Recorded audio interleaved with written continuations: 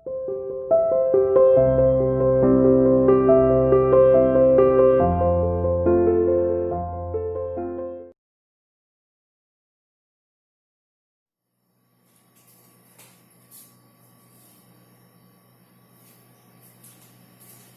morning student, welcome to CR International online classes.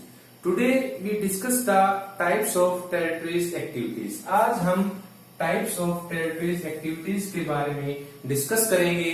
पिछले assignment में हमने या पिछले वीडियो में हमने इसके 4 टाइप्स हैं, जैसे ट्रेड एंड कॉमर्स, व्यापार और वाणिज्य, ट्रांसपोर्ट सर्विस, परिवहन सेवाएं। इन दोनों का हमने पिछले वीडियो में डिस्कस कर लिया था। आज हम डिस्कस करते हैं कम्युनिकेशन सर्विसेज यानी संचार सेवाएं।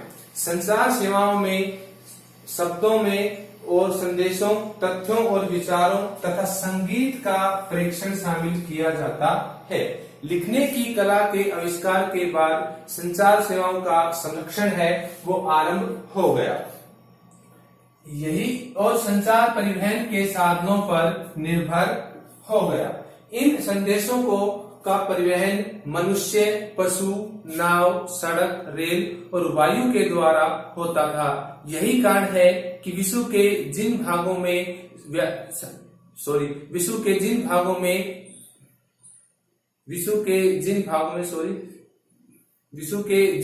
में परिवहन के साधनों का अच्छा और सुलभ जाल मिलता है, वहां पर संचार का फैलाव है वो आसान हो गया और इसी कारण इन साधनों को संचार की रेखाएं कहा जाने लगा। लेकिन पिछले कुछ दशकों में मोबाइल दूरभाष और उपग्रहों जैसे कुछ विकासों ने संचार को परिवहन की निर्भरता से है वो मुक्त कर दिया है, क्योंकि दूरभाष, मोबाइल और सैटेलाइट ये टेक्निकल है और इनके द्वारा जो जिन परिवहन की आवश्यकता है वो नहीं पड़ती और परिवहन के ऊपर जो डिपेंड था संचार, उसको इससे मुक्त कर दिया है। यही कारण है कि संचार का पुराना साधन सस्ता और सुलभ होने के कारण और नया साधन उपलब्ध होने के कारण दोनों का मिला जुला रूप आज भी हमें देखने को मिलता है। डाक संचार का पुराना और सस्ता साधन होने के कारण विश्व में अधिकतर संचार का निपटान डाक के माध्यम से ही किया जाता है।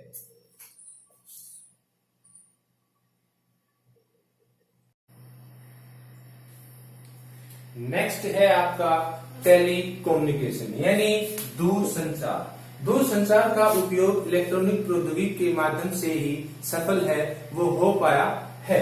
अब दूरसंचार ने संदेशों को भेजने और प्राप्त करने की गति में क्रांति ला दी है। जैसे पहले किसी एक संदेश को पहुंचने में महीना लगता था, आज कुछ क्षणों में ही उस संदेश को पहुंचाया जा सकता है। यानी टेलीकम्युनिकेशंस के माध्यम से दूरसंचार के क्षेत्र में क्रांति है वो आ गई है। टेलीकम्युनिकेशंस के माध्यम से आज विश्व का कोई भी कोना 9 घंटे से ज्यादा नहीं, कुछ क्षणों की टाइम से ज्यादा दूरी पर नहीं है। यानी कुछ समय में ही हम वहां पर बात कर सकते हैं, लाइव चैट कर सकते हैं या ऑडियो चैट कर सकते हैं और हम बात कर सकते हैं। यानी टेलीकम्युनिकेशंस ने पूरे विश्व को एकजुट करके या बिल्कुल समीप है वो ला दिया है। आज टेलीकम्युनिकेशंस के माध्यम से हम विश्व के किसी भी कोने में किसी भी व्यक्ति से बात है वो कर सकते हैं। आज इसे कुछ ही क्षणों में पहुंचा जा सकता है। अब संचार के साधनों के 2 वर्ग होते हैं, व्यक्तिगत संचार तंत्र और जन संचार तंत्र। अब पहला आता है व्यक्तिगत संचार तंत्र। इसके अंतर्गत डाक व सेवा तथा कंप्यूटर समर्थित दूर संचार आते हैं। अब व्यक्तिगत संचार के अंतर्गत डाक, सेवा और कंप्यूटर समर्थित संचार है वो आते हैं। संचार के इन माध्यमों में जैसे हम मोबाइल से, ईमेल से बहुत कम ही लागत में और आसानी से लोगों से संपर्क है वो कर सकते हैं और उसमें हमारा डाटा है वो भी लीक नहीं होता और हम इजीली ही किसी से आसानी से बात है वो कर सकते हैं। उसके बाद आता है जन संचार। जनसंचार जैसा इसके नाम से ही पता चल रहा है, यानी जनता में संचार, यानी जनता तक संदेश पहुंचाना। अब जनता तक संदेश पहुंचाने के माध्यम, इसके जनसंचार के दो माध्यम है।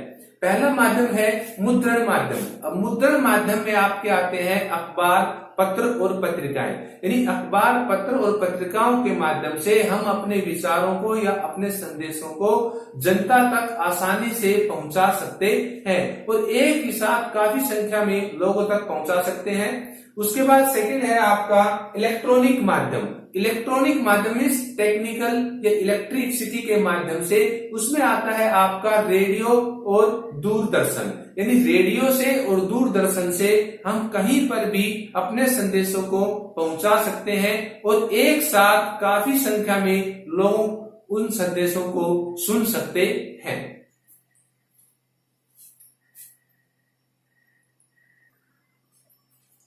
अब नेक्स्ट आता है आपका सर्विसेज, यानी सेवाएं। सेवाओं के बिना आर्थिक विकास की कल्पना भी नहीं की जा सकती, यानी without services we can't image the development of a nation, यानी बगैर सेवाओं के हम किसी राष्ट्र के आर्थिक विकास की कल्पना नहीं कर सकती। सेवाएं राष्ट्र के विकास में अदृश्य होती है। जो ये सेवाएं हैं ये राष्ट्र के विकास में अदृश्य होती हैं। अब क्या है कि सेवाएं बहुत से विभिन्न स्तर, यानी सेवाएं बहुत से विभिन्न डिफरेंट लेवल पर पाई जाती हैं। कुछ सेवाएं उद्योगों के लिए, कुछ सेवाएं लोगों के लिए और कुछ सेवाएं उद्योग और लोग दोनों के लिए कार्य करती हैं।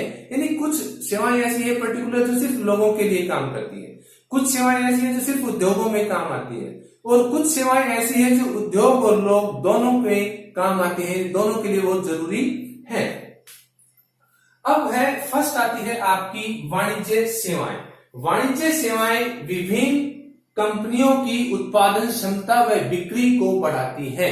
यानी ये क्या होता है कि ये वाणिज्य जो सेवाएं हैं ये प्रोडक्शन से, यानी उत्पादन से, कि उत्पादन क्षमता, different type of companies increase the production capacity, यानी जो कंपनियों की उत्पादन क्षमता है उसको ये बढ़ाती है और उनकी सेल को बढ़ाती है कि किस तरीके से उनकी बिक्री है वो ज्यादा हो। जैसे कि फाइनेंस करके, ठीक है, फाइनेंस करके, कर्मचारियों को प्रशिक्षण देकर, जो एम्प्लॉयज हैं उनको ट्रेनिंग देकर, कर्मचारियों का चयन करके, ये डिफरेंट तरीके हैं। लोगों की अभिरुचि जानना कि लोगों की अभिरुचि किस में है, कि लोगों की डिमांड क्या है, मार्केट में किस चीज की वैल्यू है वो ज्यादा है, किस चीज की डिमांड क्या है, उसी के अनुसार प्रोडक्शन करना। तो ये डिफरेंट काइंड्स ऑफ वे हैं, ये अलग अलग तरीके हैं कंपनियों की उत्पादन क्षमता व बिक्री बढ़ाने के। इन सेवाओं को वाणिज्य सेवाएं हैं, वो कहा जाता है कि उत्पादन और बिक्री को बढ़ाना ही वाणिज्य सेवाएं हैं, वो कहलाती है।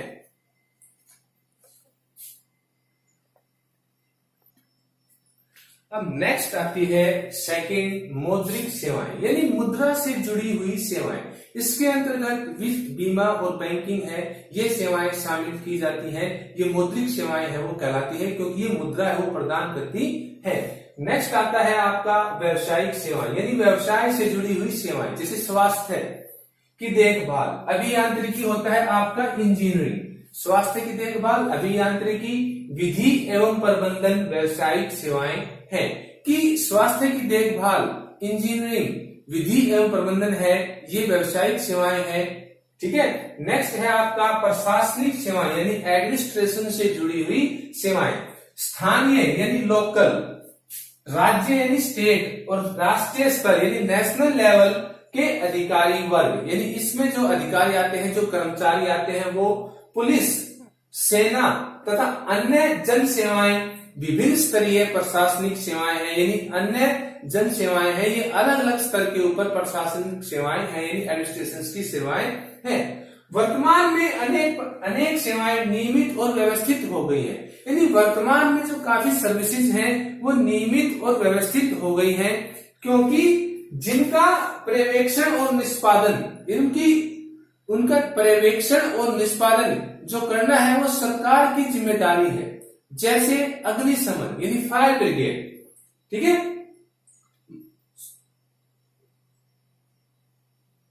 करती है।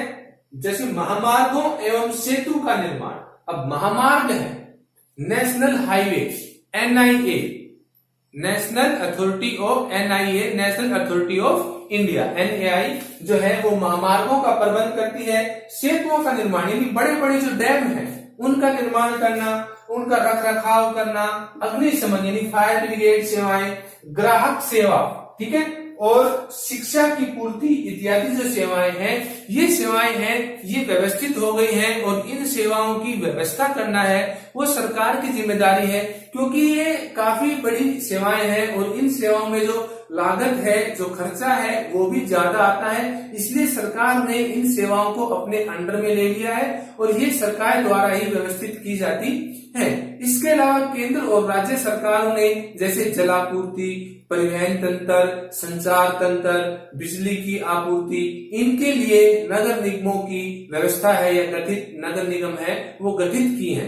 अब क्या हो रहा है, असंगठित यानी अनऑर्गेनाइज्ड सेक्टर, असंगठित क्षेत्र जो सरकार के कंट्रोल से बाहर होता है, उसमें काम करने वाले ज्यादातर ग्रामीण लोग होते हैं। वो ग्रामीण से शहरों की तरफ प्रवास कर जाते हैं क्योंकि शहरों में उनको रोजगार मिल जाता है। और जैसे शहरी क्षेत्र जो बड़े बिजनेसमैन, व्यापारी वर्ग जो आते हैं उनके लिए वो काम करते हैं, जैसे झाड़ू पोछा करने वाले, रोटी बनाने वाले, माली, ठीक है, गार्डनर और आपके सिक्योरिटी गार्ड वाले, ये सब वो काम करते हैं। डिब्बा उद्योग वाले, डिब्बा उपलब्ध करवाना, जैसे भोजन पहुंचाने वाले काम, ये असंगठित सेक्टर के क्षेत्र के काम हैं और ये उनको रोजगार मिल जाता है। और काफी संख्या में ग्रामीण क्षेत्रों से शहरी क्षेत्रों की ओर लोग हैं वो पलायन करते हैं और इससे शहरी लोगों का जो जीवन है, दैनिक जीवन है, वो काफी आसान है, वो हो जाता है। तो ये चार जो हमने टाइप्स थी टेरिटरीज एक्टिविटीज की यानी तृतीय क्रियाकलापों की, ये चार टाइप हमने डिस्कस की,